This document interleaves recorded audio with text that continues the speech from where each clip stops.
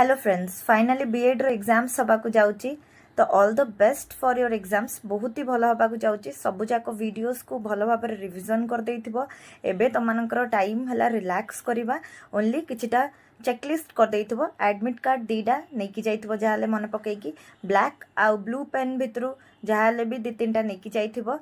तासो passport size 3टा photocopy नेकी जाइथिबो। आउ गोटे पेस्ट कला परे तो माने सेठी साइन करिवो, क्रॉस सिग्नेचर करिवो निजर। तासो आईडी प्रूफ ओरिजिनल आ जेरॉक्स दीटा नेकी जाइथिबो। भलो भाबरे मॉक टेस्ट करिया देइचो। निहाती तमने टाइम मैनेजमेंट करि देइथिबो।